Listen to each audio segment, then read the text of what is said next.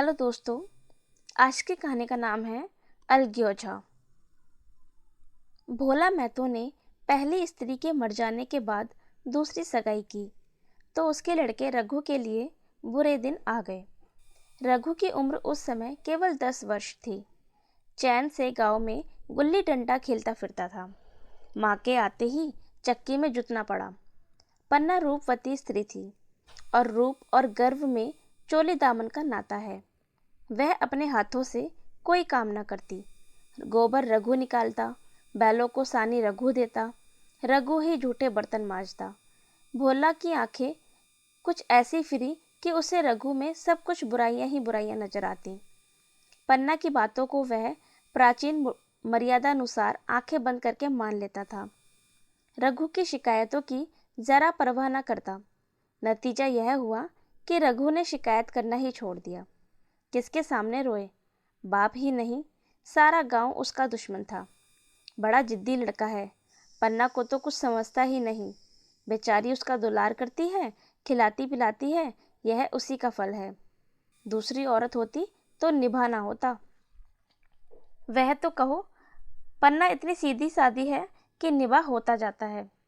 सबल की शिकायतें सब सुनते हैं, निर्बल की फरियाद कोई नहीं सुनता। रघु का हृदय माँ की ओर से दिन दिन फटता जाता था। यहाँ तक कि 8 साल गुजर गए और एक दिन भोला के नाम मृत्यु का संदेश आ पहुँचा। पन्ना के 4 बच्चे थे, 3 बेटे और 1 बेटी। इतना बड़ा खर्च और कमाने वाला कोई नहीं। रघु अब क्यों बात पूछने लगा? यह मानी हुई बात थी। अपनी स्त्री लाएगा और अलग रहेगा। स्त्री आकर और भी आग लगाएगी। पन्ना को चारों ओर से अंधेरा ही दिखाई देता। पर कुछ भी हो, वह रघु की आसरत बनकर घर में रहेगी। जिस घर में उसने राज किया, उसमें अब लौंडी ना बनेगी। जिस लौंडे को अपना गुलाम समझा, उसका मुंह ना ताकेगी। वह सुंदर थी। अवस्था अभी कुछ ऐसी ज्यादा ना थी। जवानी अपनी पूरी बहार पर थी। क्या वह कोई दूसरा घर नहीं कर सकती? यही ना होगा, लोग हंसेंगे। बला से उसकी बिरादरी में क्या ऐसा होता नहीं? ब्राह्मण या ठाकुर थोड़ी ही थी कि नाक कट जाएगी। यह तो उन्हीं ऊंची जातों में होता है कि घर में चाहे जो कुछ करो, बाहर पर्दा ढका रहे। वह तो संसार को दिखाकर दूसरा घर कर सकती है। भोला को मरे 1 महीना गुजर गया। संध्या हो गई थी। पन्ना इसी चिंता में पड़ी हुई थी कि सहसा उसे ख्याल आया, लड़के घर में नहीं है। यह बैलों के लौटने की बेला है। कहीं कोई लड़का उसके नीचे ना आ जाए। अब द्वार पर कौन है जो उनकी देखभाल करेगा? रघु को मेरे लड़के फूटी आंख नहीं भाते। कभी हंसकर नहीं बोलता। घर से बाहर निकली तो देखा रघु सामने झोपड़े में बैठा ऊँग की गठेरिया बना रहा है। लड़के उसे घेरे खड़े हैं और छोटी लड़की उसकी गर्दन में हाथ डाले उसकी पीठ पर सवार होने की चेष्टा कर रही है। पन्ना को अपनी आंखों पर विश्वास न आया। आज तो यह नई बात हुई। शायद दुनिया को दिखाता है कि मैं अपने भाइयों को कितना चाहता हूँ और मन में छुरी रखी हुई है। घात मिले तो जान ही ले ले। काला सांप है, काला सांप। कठोर स्वर में बोली, तुम सबके सब वहाँ क्या करते हो? घर में आओ, सांझ की बेला है, गोरू आते होंगे। रघु ने विनीत नेत्रों से देखकर कहा, मैं तो हूँ ही काकी, डर किस बात का है? बड़ा लड़का केदार बोला, काकी, रघु दादा ने हमारे लिए 2 गाड़ियां बना दी हैं। यह देख, एक पर हम और खुन्नू बैठेंगे, दूसरी पर लक्ष्मण और छुनिया। दादा दोनों गाड़ियां खींचेंगे। यह कहकर वह एक कोने से 2 छोटी छोटी गाड़ियां निकाल लाया। 4-4 पहिए लगे थे। बैठने के लिए तख्ते और रोक के लिए दोनों तरफ बाजू थे। पन्ना ने आश्चर्य से पूछा, ये गाड़ियां किसने बनाई? केदार ने चिढ़कर कहा, रघु दादा ने बनाई है, और किसने? भगत के घर से बसूला और रुखानी मांग लाए और चटपट बना दी। खूब दौड़ती है काकी। बैठ खुन्नू, मैं खींचूं। खुन्नू गाड़ी में बैठ गया। केदार खींचने लगा। चर चर शोर हुआ, मानो गाड़ी भी इस खेल में लड़कों के साथ शरीक है।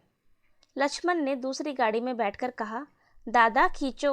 रघु ने छुनिया को भी गाड़ी में बैठा दिया और गाड़ी खींचता हुआ दौड़ा। तीनों लड़के तालियां बजाने लगे।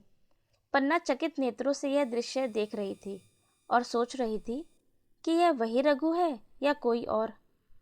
थोड़ी देर के बाद दोनों गाड़ियां लौटी। लड़के घर में जाकर इस यान यात्रा के अनुभव बयान करने लगे। कितने खुश थे सब, मानो हवाई जहाज पर बैठकर आए हों। कुन्नू ने कहा, काकी सब पेड़ दौड़ रहे थे, लक्ष्मण और बछियां कैसे भागी, सब की सब दौड़ी। केदार काकी, रघु दादा दोनों गाड़ियां एक साथ खींच ले जाते थे। छुनिया सबसे छोटी थी। उसकी व्यंजना शक्ति उछल कूद और नेत्रों तक परिमित थी। तालियां बजा बजा कर नाच रही थी। खुन्नू, अब हमारे घर गाय भी आ जाएगी काकी। रघु दादा ने गिरधारी से कहा है कि हमें एक गाय ला दो।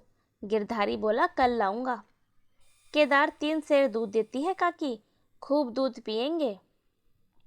इतने में रघु भी अंदर आ गया। पन्ना ने अवहेलना की दृष्टि से देखकर पूछा, क्यों रघु, तुमने गिरधारी से गाय क्यों मांगी है? रघु ने क्षमा प्रार्थना के भाव से कहा, हाँ मांगी तो है, कल लाएगा। पन्ना, रुपए किसके घर से आएंगे यह भी सोचा है? रघु, सब सोच लिया है काकी, मेरी यह मुहर नहीं है। इसके 25 रुपए मिल रहे हैं, 5 रुपए बचिया के मुझा दे दूंगा, बस गाय अपनी हो जाएगी। पन्ना सन्नाटे में आ गई। अब उसका अविश्वासी मन रघु के प्रेम और सज्जनता को अस्वीकार न कर सका। बोली, मुहर को क्यों बेच देते हो? गाय को अभी कौन जल्दी है, हाथ में पैसे हो जाएं तो ले लेना। सूना सूना गला अच्छा ना लगेगा। इतने दिनों गाय नहीं रही तो क्या लड़के नहीं जिए? रघु दार्शनिक भाव से बोला, बच्चों के खाने पीने के यही दिन हैं काकी, इस उम्र में ना खाया तो फिर क्या खाएंगे? मुहर पहनना मुझे अच्छा भी नहीं मालूम होता। लोग समझते होंगे कि बाप तो गया, इसे मुहर पहनने की सूझी है। भोला महतो गाय की चिंता में ही चल बसे। ना रुपए आए और ना गाय मिली, मजबूर थे। रघु ने यह समस्या कितनी सुगमता से हल कर दी। आज जीवन में पहली बार पन्ना को रघु पर विश्वास आया। बोली, जब गहना ही बेचना है तो अपनी मुहर क्यों बेचोगे, मेरी हसूली ले लेना। रघु, नहीं काकी, वह तुम्हारे गले में बहुत अच्छी लगती है, मर्दों को क्या, मुहर पहनने या ना पहने। पन्ना, चल मैं बूढ़ी हुई, अब हंसुली पहनकर क्या करना है, तू अभी लड़का है, तेरा गला अच्छा ना लगेगा। रघु मुस्कुराकर बोला, तुम अभी से कैसे बूढ़ी हो गई, गांव में है कौन तुम्हारे बराबर। रघु की सरल आलोचना ने पन्ना को लज्जित कर दिया। उसके रूखे मुरझाए मुख पर प्रसन्नता की लाली दौड़ गई। 5 साल गुजर गए। रघु का सा मेहनती, ईमानदार, बात का धनी दूसरा किसान गांव में ना था। पन्ना की इच्छा के बिना कोई काम न करता। उसकी उम्र अब 23 साल की हो गई थी। पन्ना बार बार कहती, भैया बहू को विदा करा लाओ, कब तक नह में पड़ी रहेगी। सब लोग मुझी को बदनाम करते हैं कि यही बहू को नहीं आने देती, मगर रघु टाल देता था। कहता कि अभी क्या जल्दी है, उसे अपनी स्त्री के रंग ढंग का कुछ परिचय दूसरों से मिल चुका था। ऐसी औरत को घर में लाकर वह अपनी शांति में बाधा नहीं डालना चाहता था। आखिर एक दिन पन्ना ने जिद करके कहा, तो तुम ना लाओगे? कह दिया कि अभी कोई जल्दी नहीं। तुम्हारे लिए जल्दी ना होगी, मेरे लिए तो जल्दी है, मैं आज आदमी भेजती हूँ। पछताओगी काकी, उसका मिजाज अच्छा नहीं है। तुम्हारी भला से, जब मैं उससे बोलूँगी ही नहीं तो क्या हवा से लड़ेगी, रोटियां तो बना लेगी। मुझसे भीतर बाहर का सारा काम नहीं होता, आज बुलाए लेती हूँ। बुलाना चाहती हो तो बुला लो, मगर फिर यह ना कहना कि यह महरिया को ठीक नहीं करता, उसका गुलाम हो गया। ना कहूँगी, जाकर 2 साड़ियाँ और मिठाई ले आ। तीसरे दिन मुलिया मैके से आ गई। दरवाजे पर नगाड़े बजे, शहनाइयों की मधुर ध्वनि आकाश में गूंजने लगी। मुंह दिखावे की रस्म अदा हुई। वह इस मरुभूमि में निर्मल जलधारा थी। गेहुआ रंग था, बड़ी बड़ी नोकीली पलकें, कपोलों पर हल्की सी सुर्खी, आंखों में प्रबल आकर्षण। रघु उसे देखते ही मंत्रमुग्ध हो गया। प्रातः काल पानी का घड़ा लेकर चलती, तब उसका गेहुआ रंग प्रभात की सुनहरी किरणों से कुंदन हो जाता, मानो उषा अपनी सारी सुगंध, सारा विकास और उन्माद लिए मुस्कुराती चली जाती है। मूलिया मैके से ही जली भुनी आई थी। मेरा शौहर छाती फाड़कर काम करे और पन्ना रानी बनी बैठी रहे। मूलिया मैके से ही जली भुनी आई थी। मेरा शौहर छाती फाड़कर काम करे और पन्ना रानी बनी बैठी रहे, उसके लड़के रईसजादे बने घूमे। मूलिया से यह बर्दाश्त न होगा। वह किसी की गुलामी ना करेगी। अपने लड़के तो अपने ही होते हैं, भाई किसके होते हैं? जब तक पर नहीं निकते हैं रघु को घेरे हुए हैं। ज्यों ही सारा सयाना हुए पर झाड़कर निकल जाएंगे, बात भी ना पूछेंगे। एक दिन उसने रघु से कहा, तुम्हें इस तरह गुलामी करनी हो तो करो, मुझसे ना होगी। रघु, तो फिर क्या करूं, तू ही बता। लड़के तो अभी घर का काम करने लायक हैं भी नहीं। मूलिया, लड़के रावत के हैं, कुछ तुम्हारे नहीं हैं। यही पन्ना है जो तुम्हें दाने दाने को तरसाती थी, सब सुन चुकी हूँ मैं लौंडी बनकर ना रहूंगी। रुपए पैसे का मुझे हिसाब नहीं मिलता, ना जाने तुम क्या लाते हो और वह क्या करती है। तुम समझते हो रुपए घर ही में तो हैं, मगर देख लेना तुम्हें जो एक फुटी कौड़ी भी मिले। रघु, रुपए पैसे तेरे हाथ में देने लगूं तो दुनिया क्या कहेगी यह सोच ले। मूलिया, दुनिया जो कहे कहे, दुनिया के हाथों बिकी नहीं हूँ। देख लेना भांड लीप कर हाथ काला ही रहेगा। फिर तुम अपने भाइयों के लिए मरो, मैं क्यों मरूं? रघु ने कुछ जवाब न दिया। उसे जिस बात का भय था वह इतनी जल्दी सिर आ पड़ी। अब अगर उसने बहुत थत्तो थम्बो किया तो साल 6 महीने और काम चलेगा। बस आगे यह डोंगा चलता नजर नहीं आता। बकरे की माँ कब तक खैर मनाएगी? एक दिन पन्ना ने महुए का सुखावन डाला। बरसात शुरू हो गई थी।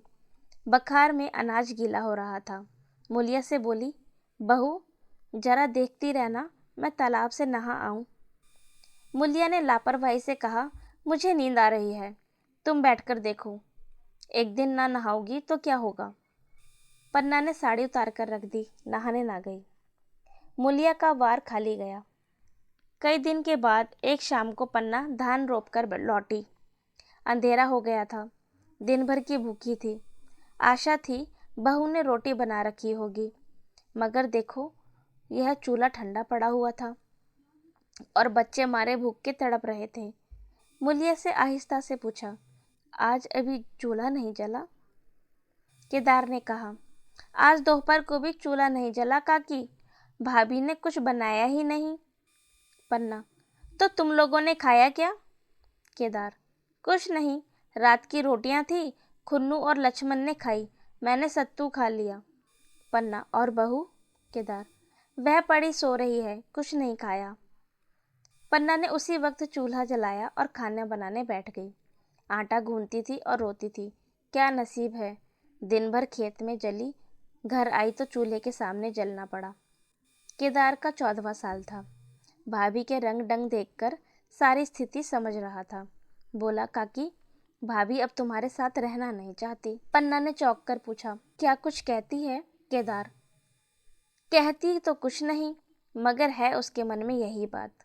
फिर तुम क्यों नहीं उसे छोड़ देती? चाहे जैसे चाहे रहे, हमारा भी भगवान है। पन्ना ने दांतों से जीभ दबाकर कहा, चुप, मेरे सामने ऐसी बात भूलकर भी ना करना। रघु तुम्हारा भाई नहीं है, तुम्हारा बाप है। मूलिया से कभी बोलोगे तो समझ लेना जहर खा लूंगी। दशहरे का त्योहार आया। इस गांव से कोस भर एक पूर्वे में मेला लगता था। गांव के सब लड़के मेला देखने चले। पन्ना भी लड़कों के साथ चलने को तैयार हुई, मगर पैसा कहाँ से आए? कुंजी तो मूलिया के पास थी। रघु ने आकर मूलिया से कहा, लड़के मेले जा रहे हैं, सबों को 2-2 पैसे दे दो। मूलिया ने त्योरियां चढ़ाकर कहा, पैसा घर में नहीं है। रघु, अभी तो तेलहन बिका था, क्या इतनी जल्दी रुपए उठ गए? मूलिया, हाँ उठ गए। रघु, कहाँ उठ गए, जरा सुनूं, आज त्योहार के दिन लड़के मेला देखना ना जाएंगे? मूलिया, अपनी काकी से कहो पैसे निकाले, गाड़ कर क्या करेंगी?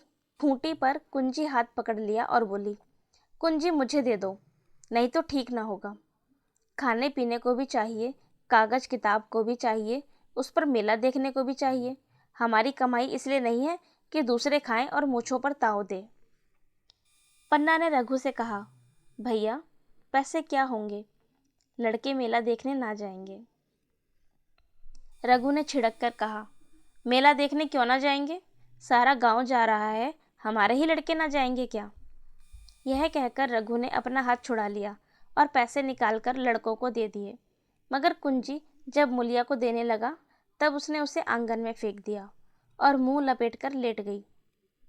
लड़के मेला देखने ना गए। इसके बाद 2 दिन गुजर गए। मुलिया ने कुछ नहीं खाया और पन्ना भी भूखी रही। रघु कभी इसे मनाता कभी उसे, पर न यह उठती ना वह। फिर रघु ने हैरान होकर मुलिया से पूछा, कुछ मुँह से तो कह, चाहती क्या है। मुलिया ने धरती को संबोधित करके कहा, मैं कुछ नहीं चाहती, मुझे मेरे घर पहुंचा दो। रघु, अच्छा उठ, बना खा, पहुंचा दूंगा। मुलिया ने रघु की ओर आंखें उठाई। रघु उसकी सूरत देखकर डर गया। वह माधुर्य, वह मोहकता, वह लावण्य गायब हो उठा था। दांत निकल आए थे, आंखें फट गई थी और नथुने फड़क रहे थे। अंगारे की सी लाल आंखों से देखकर बोली, अच्छा तो काकी ने यह सलाह दी है, यह मंत्र पढ़ाया है, तो यहाँ ऐसी कच्चे नहीं हूँ। तुम दोनों की छाती पर मूंग दलूंगी। हो किस फेर में तुम। रघु, अच्छा तो मूंग ही दल लेना, कुछ खा पी लेगी तभी तो मूंग दल सकेगी। मुलिया, अब तो तभी मुंह में पानी डालूंगी जब घर अलग हो जाएगा। बहुत झेल चुकी, अब नहीं झेला जाता। रघु सन्नाटे में आ गया। एक दिन तक उसके मुंह से आवाज ही ना निकली। अलग होने की उसने सपने में भी नहीं कल्पना की थी। उसने गांव में 2-4 परिवारों को अलग होते देखा था। वह खूब जानता था, रोटी के साथ लोगों के हृदय भी अलग हो जाते हैं, अपने हमेशा के लिए गैर हो जाते हैं। फिर उनमें वह ही नाता नहीं रह जाता जो गांव के आदमियों में। रघु ने मन में ठान लिया था कि इस विपत्ति को घर में नहीं आने दूंगा, मगर होनहार के सामने उसकी एक ना चली। आह, मेरे मुंह में कालिख लगेगी। दुनिया यही कहेगी कि बाप के मर जाने पर 10 साल भी एक में निभा ना हो सका। फिर किससे अलग हो जाऊं, जिनको गोद में खिलाया, जिनको बच्चों की तरह पाला, जिनके लिए तरह तरह के कष्ट झेले, उन्हीं से अलग हो जाऊं। अपने प्यारों को घर से बाहर निकाल दूं। उसका गला फंस गया। कांपते हुए स्वर में बोला, तू क्या चाहती है, कि मैं अपने भाइयों से अलग हो जाऊं? भला सोच तू, कहीं मुंह दिखाने लायक रहूंगा। मुलिया, तो मेरा इन लोगों के साथ निभाना होगा, तो तू अलग हो जा। मुझे अपने साथ क्यों घसीटती है। मुलिया, तो मुझे क्या तुम्हारे घर में मिठाई मिलती है, मेरे लिए क्या संसार में जगह नहीं है। रघु, तेरी जैसी मर्जी, जहाँ चाहे रहे। मैं अपने घर वालों से अलग नहीं हो सकता। जिस दिन इस घर में 2 चूल्हे जलेंगे उस दिन मेरे कलेजे के 2 टुकड़े हो जाएंगे। मैं यह चोट नहीं सह सकता। तुझे जो तकलीफ हो वह मैं दूर कर सकता हूँ। माल असबाब की मालकिन तू ही है, अनाज पानी तेरे ही हाथ में है। अब रह क्या गया है। अगर कुछ काम धंधा करना नहीं चाहती मत कर। भगवान ने मुझे समाई दी है तो मैं तुझे तिनका तक उठाने न देता। तेरे यह सुकुमार हाथ पांव मेहनत मजदूरी करने के लिए बनाए ही नहीं गए हैं, मगर क्या करूं, अपना कुछ बस ही नहीं है। फिर भी तेरा जी कोई काम करने को ना चाहे तो मत कर, मगर मुझसे अलग होने को ना कहे। तेरे पैरों पड़ता हूँ। मुलिया ने सिर से आंचल खिसकाया और जरा समीप आकर बोली, मैं काम करने से नहीं डरती, ना बैठे बैठे खाना चाहती हूँ, मगर मुझसे किसी की धौंस नहीं सही जाती। तुम्हारी ही काकी घर का काम काज करती है तो अपने लिए करती है, अपने बच्चों के लिए करती है, मुझ पर कोई एहसान नहीं करती। फिर मुझ पर धौंस क्यों जमाती है। उन्हें अपने बच्चे प्यारे होंगे, मुझे तो तुम्हारा आसरा है। मैं अपनी आंखों से यह सब नहीं देख सकती कि सारा घर तो चैन करे, जरा जरा से बच्चे तो दूध पिएं, और जिसके बलबूते यह गृहस्थी बनी हुई है वह मट्ठे को तरसे, कोई उसका पूछने वाला ना हो। जरा अपना मुंह तो देखो, कैसी सूरत निकल आई है। औरों के तो 4 बरस में अपने पट्टे तैयार हो जाएंगे। तुम तो 10 साल में खाट पर पड़ जाओगे। बैठ जाओ, खड़े क्यों हो? क्या मार कर भागोगे? मैं तुम्हें ज़बरदस्ती ना बांध लूँगी, या मालकिन का हुक्म नहीं है। सच कहूँ, तुम बड़े कठकलेजी हो। मैं जानती ऐसे निर्मोही से पाला पड़ेगा तो इस घर में भूल से भी ना आती। आती भी तो मन न लगाती, मगर अब तो मन तुमसे लग गया। घर भी जाऊं तो मन यहाँ ही रहेगा। तुम जो हो, मेरी बात नहीं पूछते। मूलिया की ये रसीली बातें रघु पर कोई असर न डाल सकी। वह उसी रुखाई से बोला, मूलिया, मुझसे यह ना होगा। अलग होने का ध्यान करते ही मेरा मन न जाने कैसा कट जाता है। यह चोट मुझसे सहन न होगी। मूलिया ने परिहास करके कहा, तो चूड़ियाँ पहनकर अंदर बैठो ना। लाओ, मैं मुझे लगा लेती हूँ। मैं तो समझती थी कि तुम में कुछ कल बल है, अब देखती हूँ तो निरे मिट्टी की लौदे हो। पन्ना दालान में खड़ी दोनों की बातचीत सुन रही थी। तब उससे ना रहा गया। सामने आकर रघु से बोली, जब वह अलग होने पर तुली है, फिर तुम क्यों उससे ज़बरदस्ती मिलाए रखना चाहते हो? तुम उसे लेकर रहो, हमारे भगवान ने निभा दिया, तो अब क्या डर? अब तो भगवान की दया से तीनों लड़के सयाने हो गए हैं, अब कोई चिंता नहीं। रघु ने आंसू भरी आंखों से पन्ना को देखकर कहा, काकी, तू भी पागल हो गई है क्या? जानती नहीं, 2 रोटियां होते ही 2 मन हो जाते हैं। पन्ना, जब वह मानती ही नहीं तब तुम क्या करोगे? भगवान की मर्जी होगी तो कोई क्या करेगा? परालब्ध में जितने दिन एक साथ रहना लिखा है उतने दिन रहे। अब उसकी यही मर्जी है तो यही सही।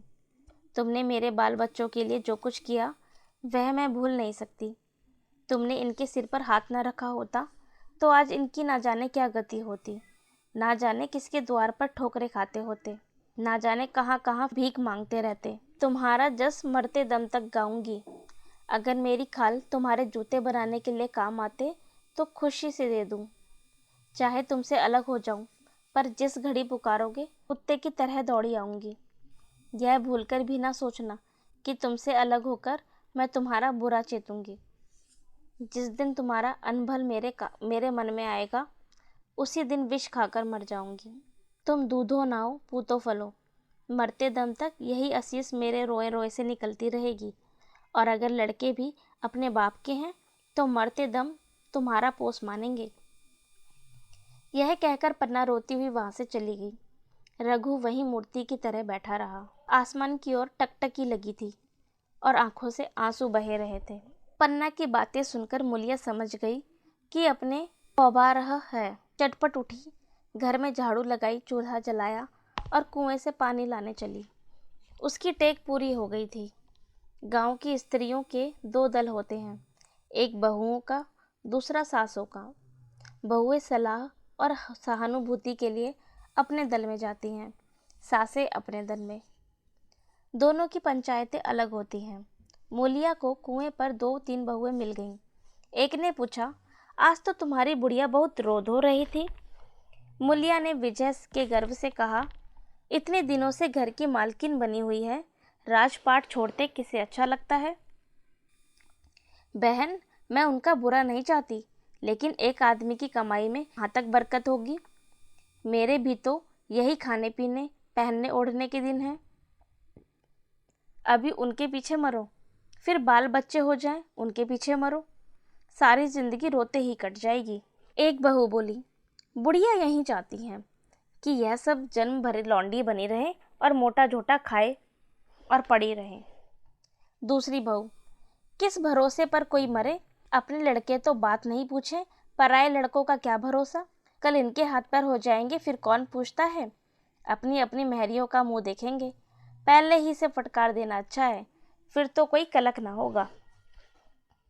मूलिया पानी लेकर गई, खाना बनाया और रघु से बोली, जाओ नहा आओ, रोटी तैयार है। रघु ने मानो सुना ही नहीं, सिर पर हाथ रखकर द्वार की तरफ ताकता रहा। मूलिया, क्या कहती हूँ, कुछ सुनाई देता है? रोटी तैयार है, जाओ नहा आओ। रघु, सुन तो रहा हूँ, क्या बहरा हूँ? रोटी तैयार है तो जाकर खा ले, मुझे भूख नहीं है। मूलिया ने फिर नहीं कहा, जाकर चूल्हा बुझा दिया। रोटी उठाकर छीके पर रख दी और मुंह ढांककर लेट रही। ज़रा देर में पन्ना आकर बोली, खाना तैयार है, नहा धोकर खा लो, बहू भी भूखी होगी। रघु ने झुंझलाकर कहा, काकी तू घर में रहने देगी कि मुंह में कालिख लगाकर ही निकल जाऊं? खाना तो खाना ही है, आज ना खाऊंगा कल खाऊंगा, लेकिन अभी मुझसे ना खाया जाएगा। केदार क्या अभी मदरसे से नहीं आया? पन्ना, अभी तो नहीं आया, आता ही होगा। पन्ना समझ गई कि जब तक वह खाना बनाकर लड़कों को ना खिलाएगी और खुद ना खाएगी, रघु ना खाएगा। इतना ही नहीं, उसे रघु से लड़ाई करनी पड़ेगी, उसे जली कुटी सुनानी पड़ेगी। उसे यह दिखाना पड़ेगा कि मैं ही उससे अलग होना चाहती हूँ, नहीं तो वह इसी चिंता में घुल घुल कर प्राण दे देगा। यह सोचकर उसने अपना चूल्हा जलाया और खाना बनाने लगी। इतने में केदार और खुन्नू मदरसे से आ गए। पन्ना ने कहा, आओ बेटा खा लो, रोटी तैयार है। केदार ने पूछा, भैया को भी बुला लूँ ना?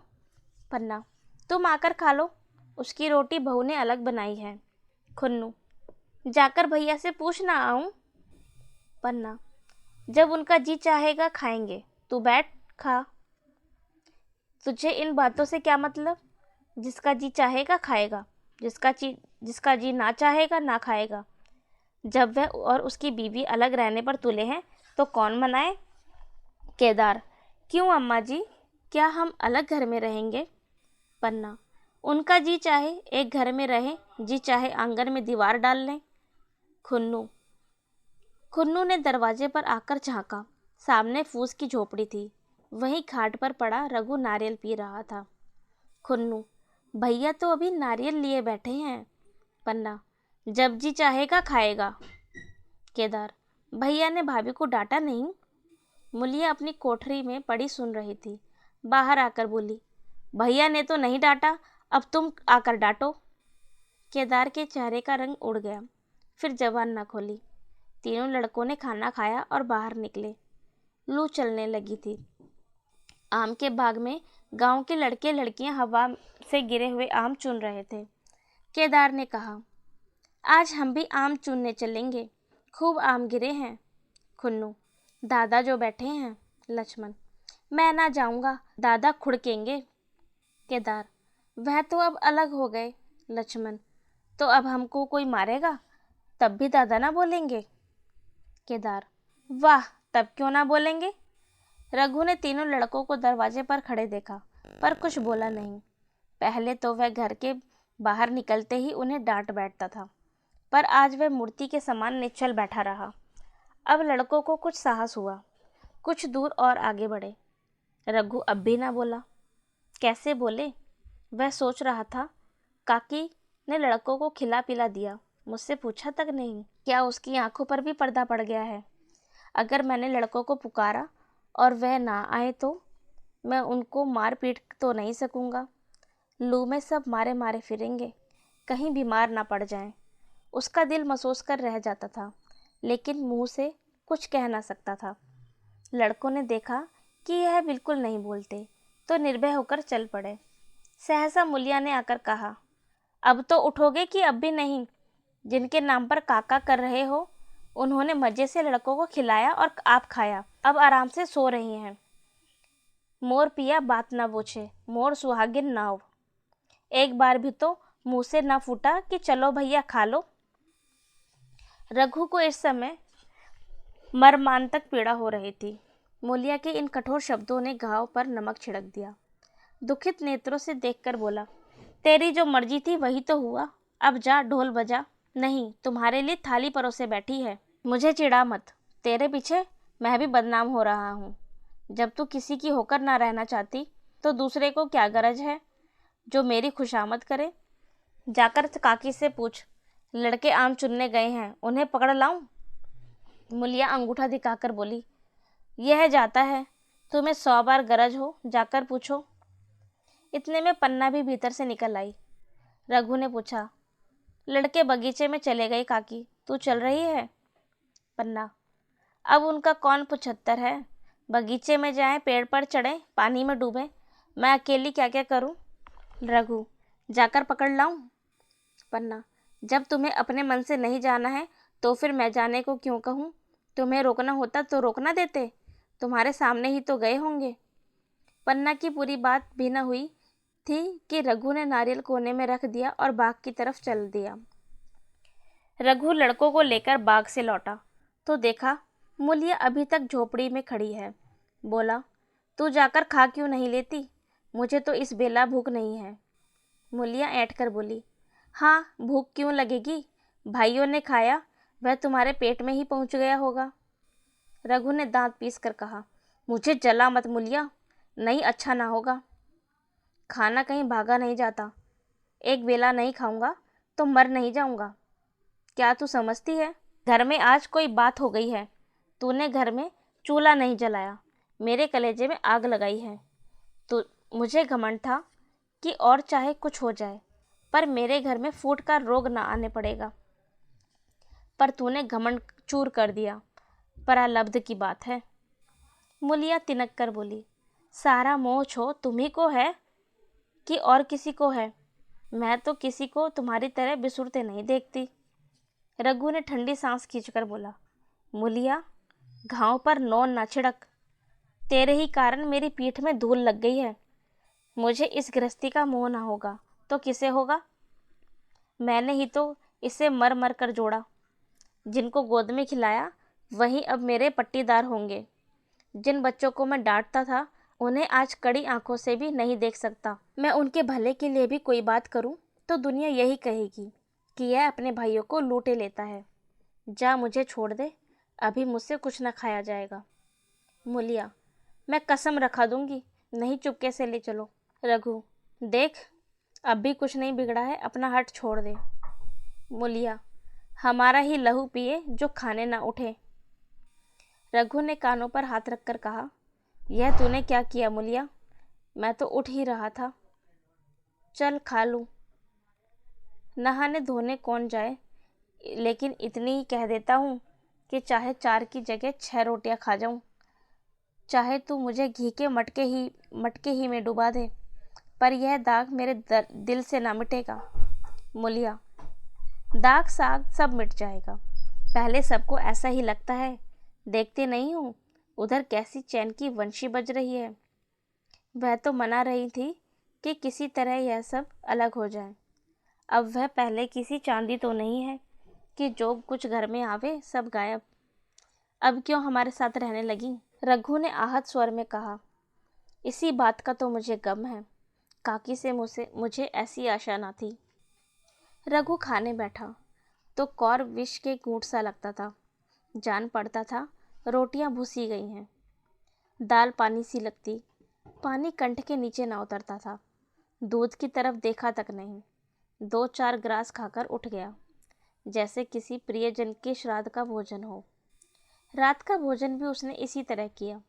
भोजन क्या किया, कसम पूरी की। रात भर उसका चित्त उद्विग्न रहा। एक अज्ञात शंका उसके मन पर छाई हुई थी, जैसे भोला महतो द्वार पर बैठा रो रहा हो। वह कई बार चौंक कर उठा। ऐसा जान पड़ा भोला उसकी ओर तिरस्कार की आंखों से देख रहा है। वह दोनों जून भोजन करता था, पर जैसे शत्रु के घर।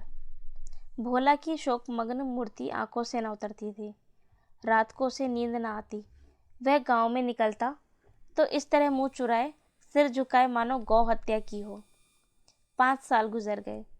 रघु अब 2 लड़कों का बाप था। आंगन में दीवार खिंच गई थी, खेतों में मेड़े डाल दी गई थी और बैल बछिए बांध लिए गए थे। केदार की उम्र अब 19 हो गई थी। उसने पढ़ना छोड़ दिया और खेती का काम करता था। खुन्नू गाय चराता था। केवल लक्ष्मण अब तक मदरसे जाता था। पन्ना और मूलिया दोनों एक दूसरे की सूरत से जलती थी। मूलिया के दोनों लड़के बहुधा पन्ना के ही पास रहते। वही उन्हें उपटन मलती, वही काजल लगाती, वही गोद में लिए फिरती, मगर मूलिया के मुंह से अनुग्रह का एक शब्द भी ना निकलता। ना पन्ना ही इसकी उत्सुक थी। वह जो कुछ करती निर्व्याज भाव से करती थी। उसके 2 लड़के अब कमाऊ हो गए थे। लड़की खाना पका लेती थी, वह खुद ऊपर का काम काज कर लेती। इसके विरुद्ध रघु अपने घर का अकेला था। वह भी दुर्बल, अशक्त और जवानी में बूढ़ा। अभी आयु 30 वर्ष से अधिक न थी, लेकिन बाल खिचड़ी हो गए थे। कमर भी झुक चली थी, खांसी से जीर्ण कर रखा था। देखकर दया आती थी। और खेती पसीने की वस्तु है। खेती की जैसी सेवा होनी चाहिए वह उससे ना हो पाती। फिर अच्छी फसल कहाँ से आती? चाहिए तो यह था कि अब उसे कुछ आराम मिलता। इतने दिनों के निरंतर परिश्रम के बाद सिर का बोझ कुछ हल्का होता। लेकिन मूलिया की स्वार्थपरता और अदूरदर्शिता ने लहराती हुई खेती उजाड़ दी। अगर सब एक साथ रहते तो वह अब तक पेंशन पा जाता। मजे में द्वार पर बैठा हुआ नारियल पीता। भाई काम करते, वह सलाह देता, महतो बना फिरता। कहीं किसी के झगड़े छुकाता, कहीं साधु संतों की सेवा करता। वह अवसर हाथ से निकल गया। अब तो चिंता भार दिन दिन बढ़ता जाता है। आखिर उसे धीमा धीमा ज्वर रहने लगा। हृदय शूल, चिंता, कड़ा, परिश्रम और अभाव का यही पुरस्कार है। पहले कुछ परवाह न की, समझा आप ही आप अच्छा हो जाएगा। मगर कमजोरी बढ़ने लगी तो दवा की फिक्र हुई। जिसने जो बता दिया खा लिया। डॉक्टरों और वैद्यों के पास जाने की सामर्थ्य कहाँ, और सामर्थ्य भी होती तो रुपए खर्च कर देने के सिवा और नतीजे ही क्या था। जीर्ण ज्वर की औषधि आराम और पौष्टिकारक भोजन है। ना वह बसंत मालती का सेवन कर सकता था और न आराम से बैठकर बलवर्धक भोजन कर सकता था। कमजोरी बढ़ती ही गई। पन्ना को अवसर मिलता तो वह आकर उसे तसल्ली देती, लेकिन उसके लड़के अब रघु से बात भी ना करते थे। दवा दारू तो क्या करते, उसका और मजाक उड़ाते। भैया समझते थे कि हम लोगों से अलग होकर सोने और ईंट रख लेंगे। भाभी भी समझती थी सोने से लद जाऊंगी। अब देखे कौन पूछता है। सिसक सिसक कर ना मरे तो कह देना। बहुत हाय हाय भी अच्छी नहीं होती। आदमी उतना काम करे जितना हो सके, यह नहीं कि रुपए के लिए जान दे दे। पन्ना कहती, रघु बेचारे का कौन दोष है। केदार कहता, चल मैं खूब समझता हूँ, भैया की जगह मैं होता तो डंडे से बात करता। मजाक थी कि औरत यों जिद करती। यह सब भैया की चाल थी, सब सदी बदी बात है। आखिर एक दिन रघु का टिमटिमाता हुआ जीवन दीपक बुझ गया। मौत ने सारी चिंताओं का अंत कर दिया। अंत समय उसने केदार को बुलाया था, पर केदार को ऊँग में पानी देना था। डरा कहीं दवा के लिए ना भेज दे, बहाना बना दिया। मूलिया का जीवन अंधकार में हो गया। जिस भूमि पर उसने मनसूबों की दीवार खड़ी की थी वह नीचे से खिसक गई थी। जिस खूंटे के बल पर वह उछल रही थी वह उखड़ उठ गया था। गांव वालों ने कहना शुरू किया, ईश्वर ने जैसा तत्काल दंड दिया। बेचारी मारे लाज के अपने दोनों बच्चों को लिए रोआ करती। गांव में किसी को मुंह दिखाने का साहस न होता। प्रत्येक प्राणी उससे यह कहता मालूम होता, मारे घमंड के धरती पर पाँव न रखती थी। आखिर सजा मिल गई कि नहीं। अब इस घर में कैसे निर्वाह होगा। वह किसके सहारे रहेगी, किसके बल पर खेती होगी। बेचारा रघु बीमार था, दुर्बल था, पर जब तक जीता रहा अपना काम करता रहा। मारे कमजोरी के कभी कभी सिर पकड़कर बैठ जाता और जरा दम लेकर फिर हाथ चलाने लगता था। सारी खेती तहस नहस हो रही थी। उसे कौन संभालेगा। अनाज की डांडें खलिहान में पड़ी थी, ऊँग अलग सूख रही थी। वह अकेली क्या क्या करेगी। फिर सिंचाई अकेले आदमी का तो काम नहीं। 3-3 मजदूरों को कहाँ से लाए। गांव में मजदूर थे ही कितने। आदमियों के लिए खींचातानी हो रही थी, क्या करे क्या ना करे। इस तरह 13 दिन बीत गए। क्रियाकर्म से छुट्टी मिली। दूसरे ही दिन सवेरे मूलिया के दोनों बालकों को गोद में उठाया और अनाज मारने चली। खलिहान में पहुंचकर उसने एक को तो पेड़ के नीचे घास के नरम बिस्तर पर सुला दिया और दूसरे को वहीं बैठाकर अनाज मारने लगी। बैलों को हाँकती थी और रोती थी। क्या इसीलिए भगवान ने उसको जन्म दिया था। देखते देखते क्या से क्या हो गया। इन्हीं दिनों पिछले साल भी अनाज मारा गया था। वह रघु के लिए लोटे में शरबत और मटर में घूंगी लेकर आई थी। आज कोई उसके आगे है ना पीछे, लेकिन किसी की लौंडी तो नहीं हूँ। उसे अलग होने का अब भी पछतावा ना था। एकाएक छोटे बच्चे का रोना सुनकर उसने उधर ताका तो बड़ा लड़का उसे चुमकार कर कह रहा था, बया चुप चुप रहो, चुप रहो। धीरे धीरे उसके मुंह पर हाथ फेरता था और चुप कराने के लिए विकल था। जब बच्चा किसी तरह चुप न हुआ तो वह खुद उसके पास लेट गया और उसे छाती से लगाकर प्यार करने लगा। मगर जब यह प्रयत्न भी सफल न हुआ तो वह रोने लगा।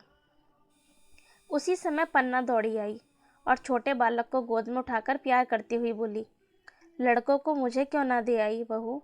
हाय हाय, बेचारा धरती पर पड़ा लौट रहा है। जब मैं मर जाऊं तो जो चाहे करना, अभी तो जीती हूँ। अलग हो जाने से बच्चे तो नहीं अलग हो गए।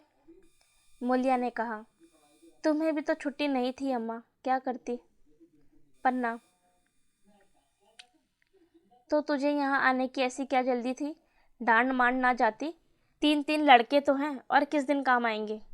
केदार तो कल ही मांडने को कह रहा था, पर मैंने कहा पहले ऊँग में पानी दे दो, फिर आज मांडना। मड़ाई तो 10 दिन बाद भी हो सकती है। ऊँग की सिंचाई ना हुई तो सूख जाएगी। कल से पानी चढ़ा हुआ है, परसों तक खेत पुर जाएगा, तब मंडाई हो जाएगी। तुझे विश्वास ना आएगा, जब से भैया मरे हैं केदार को बड़ी चिंता हो गई है। दिन में 100 बार पूछता है, भाभी बहुत रोती तो नहीं है? देख, लड़के भूखे तो नहीं हैं। कोई लड़का रोता है तो दौड़ा आता है, देख अम्मा क्या हुआ, बच्चा क्यों रोता है? कल रोकर बोला, अम्मा मैं जानता कि भैया इतनी जल्दी चले जाएंगे तो उनकी कुछ सेवा कर लेता। कहाँ जगाए जगाए उठता था, अब देखती हो पहर रात से उठकर काम में लग जाता है। खुन्नू कल जरा सा बोला, पहले हम अपनी ऊँग में पानी दे लेंगे, तब भैया की ऊँग में देंगे। पर केदार ने उसे ऐसा डांटा कि खुन्नू के मुंह से फिर बात ना निकली। बोला, कैसी तुम्हारी और कैसी हमारी ऊँग? भैया ने जिला ना लिया होता तो आज या तो मर गए होते या कहीं भीख मांगते होते। आज तुम बड़े ऊँख वाले बने हो। यह उन्हीं का पुण्य प्रताप है जो आज भले आदमी बने बैठे हो। परसों रोटी खाने को बुलाने गई तो मंडिया पे बैठा रो रहा था। पूछा क्यों रोता है तो बोला, अम्मा भैया इसी अलगोजे के दुख से मर गए। नहीं, अभी उनकी उम्र ही क्या थी, यह उस वक्त ना सूझा, नहीं तो उनसे बिगाड़ क्यों करते। यह कहकर पन्ना ने मूलिया की ओर संकेतपूर्ण दृष्टि से देखकर कहा, तुम्हें वह अलग न रहने देगा बहू। कहता है भैया हमारे लिए मर गए तो हम भी उनके बाल बच्चों के लिए मर जाएंगे। मूलिया की आंखों से आंसू जारी थे। पन्ना की बातों से आज सच्ची वेदना, सच्ची सांत्वना, सच्ची चिंता भरी हुई थी। मूलिया का मन कभी उसकी ओर इतना आकर्षित ना हुआ था, जिनसे उसे व्यंग्य और प्रतिकार का भय था। वे इतने दयालु, इतने शुभेच्छु हो गए थे। आज पहली बार उसे अपनी स्वार्थपरता पर लज्जा हुई। पहली बार आत्मा ने अयोध्या पर धिक्कारा। इस घटना को 5 साल गुजर गए। पन्ना आज बूढ़ी हो गई है। केदार घर का मालिक है। मूलिया घर की मालकिन है। खुन्नू और लक्ष्मण के विवाह हो चुके हैं, मगर केदार अभी तक कंवारा है। कहता है मैं विवाह ना करूँगा। कई जगहों से बातचीत हुई, कई सगाइयाँ आईं, पर उसने हामी ना भरी। पन्ना ने कंपे लगाई, जाल फैलाए, पर वह ना फंसा। कहता औरतों से कौन सुख। महरिया घर में आई और आदमी का मिजाज बदला। फिर जो कुछ है वह महरिया है। माँ बाप भाई बंधु सब पराए हैं। जब भैया जैसे आदमी का मिजाज बदल गया तो फिर दूसरों की क्या गिनती। 2 लड़के भगवान के दिए हैं और क्या चाहिए। बिना ब्याह के 2 बेटे मिल गए, इससे बढ़कर और क्या होगा। जिसे अपना समझो वह अपना है, जिसे गैर समझो वह गैर है। एक दिन पन्ना ने कहा, तेरा वंश कैसे चलेगा रे? केदार, मेरा वंश तो चल रहा है, दोनों लड़कों को अपना ही समझता हूँ। पन्ना, सब समझने ही पर है तो तू मूलिया को भी अपनी महरिया समझता होगा। केदार ने झेपते हुए कहा, तुम तो गाली देती हो अम्मा। पन्ना, गाली कैसी, तेरी भाभी ही तो है। केदार, मेरे जैसे लठ गंवार को वह क्यों पूछने लगी। पन्ना, तू करने को कहे मैं उससे पूछूं। केदार, नहीं मेरी अम्मा, नहीं रोने गाने ना लगे। पन्ना, तेरा मन हो तो मैं बातों बातों में उसके मन की था लूँगी। केदार, मैं नहीं जानता, जो चाहे कर। पन्ना केदार के मन की बात समझ गई। लड़के का दिल मुलिया पर आया हुआ है, पर संकोच और भय के मारे कुछ नहीं कहता। उसी दिन उसने मुलिया से कहा, क्या करूं बहू, मन की लालसा मन ही में ही रह जाती है। केदार का भी घर बस जाता तो मैं निश्चिंत हो जाती। मुलिया, वह तो करने को ही नहीं कहते। पन्ना, कहता है ऐसी औरत मिले जो घर में मेल से रहे तो कर लूं। मुलिया, ऐसी औरत कहाँ मिलेगी, कहीं ढूंढो। पन्ना, मैंने तो ढूंढ लिया है। मुलिया, सच, किस गांव की है। पन्ना, अभी ना बताऊंगी, मुदा यह जानती हूँ कि उससे केदार की सगाई हो जाए तो घर बन जाए और केदार की जिंदगी भी सफल हो जाए। ना जाने लड़की मानेगी कि नहीं। मुलिया, मानेगी क्यों नहीं अम्मा, ऐसा सुंदर कुमाऊ सुशील वर और कहाँ से मिलता है। उस जन्म का कोई साधु महात्मा है, नहीं तो लड़ाई झगड़े के डर से कौन बिन बिहाया रहता है। कहाँ रहती है, मैं जाकर उसे मना लाऊंगी। पन्ना, तू चाहे तो उसे मना ले, तेरे ही ऊपर है। मुलिया, मैं आज ही चली जाऊंगी अम्मा, उसके पैरों पकड़कर मना कर लाऊंगी। पन्ना, बता दूं, वह तू ही है। मुलिया लजाकर बोली, तुम तो अम्मा जी गाली देती हो। पन्ना, गाली कैसी, देवर ही तो है। मुलिया, मुझ जैसी बुढ़िया को वह क्यों पूछेंगे। पन्ना, वह तुझी पर दांत लगाए बैठा है, तेरे सिवा कोई और उसे भाती ही नहीं। डर के मारे कहता नहीं, पर उसके मन की बात मैं जानती हूँ। वैधव्य के शोक से मुरझाया हुआ मुलिया का पीत वदन कमल की भांति अरुण हो उठा। 10 वर्षों में जो कुछ खोया था वह इसी एक क्षण में मानो ब्याज के साथ मिल गया। वही लावण्य, वही विकास, वही आकर्षण, वही लोच। दोस्तों, आज की कहानी आपको कैसी लगी हमें कमेंट में ज़रूर बताएं और हमारे चैनल को सब्सक्राइब ज़रूर करें। Thank you for listening.